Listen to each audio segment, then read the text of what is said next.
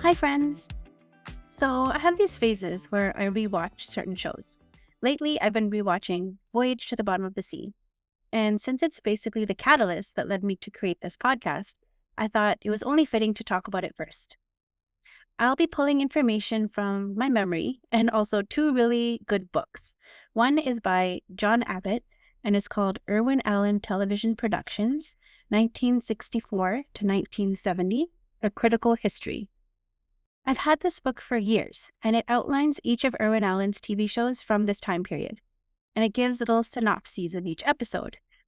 But there's often a lot of opinions interjected, and dare I say, negative commentary.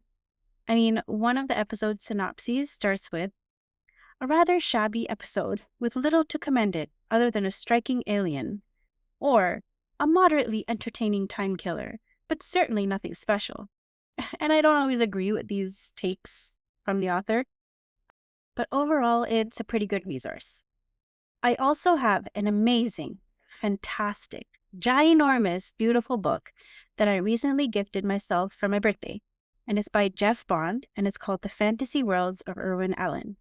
It just came out in November of 2024, and I was shocked that I hadn't heard of it before. It's actually really beautiful. Also, very heavy. I remember when it arrived, my husband picked up the package from our building lobby and he asked me, "What did you order? Books?" Yeah, he said with an S, plural. He assumed it was more than one because the package was so heavy. And I remember when I was about to open it, I was sitting on the floor and the package kind of slipped a bit and then landed on my foot. I had a bruise for days. But, anyways, it's now one of my most prized possessions. If you go to YouTube, I'll include pictures of the books if you wanted to see them. So, Voyage to the Bottom of the Sea, the TV show, premiered on September 14, 1964, and it lasted for 4 seasons. It was actually a movie first that came out in 1961, and it featured a star-studded cast including Joan Fontaine, Barbara Eden, before I Dream of Jeannie, Michael and Sarah, who was actually married to Barbara Eden, Walter Pidgeon, Peter Lorre, and Frankie Avalon. I got into the show first and didn't actually see the movie until a few years later when the Space Channel aired it. The TV show stars Richard Basehart and David Hedison. David Hedison. He was actually my very first celebrity crush. I absolutely love him and the character he plays, Captain Lee Crane of the submarine Seaview. He was actually offered the role in the movie, but turned it down. But when he heard about Richard Basehart's casting, who plays his superior officer and friend, Admiral Harriman Nelson, he decided to sign on for the TV series. So Voyage to the Bottom of the Sea was created by the incomparable Irwin Allen, who was born in 1916 and passed away in 1991. He also created Lost in Space, The Time Tunnel, and Land of the Giants, and was known as the master of disaster movies. And he produced and directed The Poseidon Adventure and The Towering Inferno, just to name a few. I'll definitely do a more in-depth look at Irwin Allen in a future episode. So, in my opinion, the first couple seasons of Voyage to the Bottom of the Sea are highly underrated.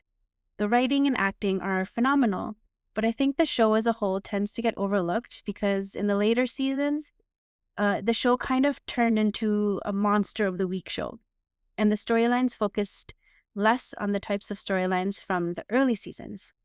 So I think for that reason, it gets a bad rap. Something similar happens with Lost in Space too, with the first season focusing more on the Robinson family as a whole, but then it turns into a show that tends to focus a lot more on the character Dr. Smith and his relationship with the robot, as well as young Will Robinson. But the following that I'm going to read is actually from John Abbott's book regarding Voyage to the Bottom of the Sea, and it kind of supports what I'm saying.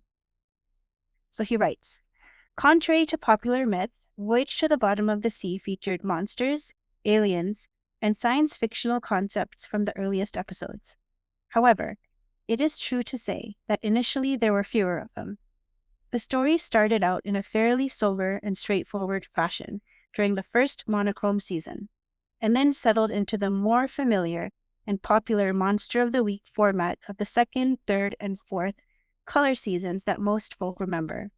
returning to many of the same themes and storylines portrayed in the first season, but in a more fantastical manner. The series benefited vastly from the arrival of color, at which time the entire submarine was given a facelift and redesign, and in style and execution, it looks today as if there were 5 years rather than 6 months between the filming of the first and second seasons.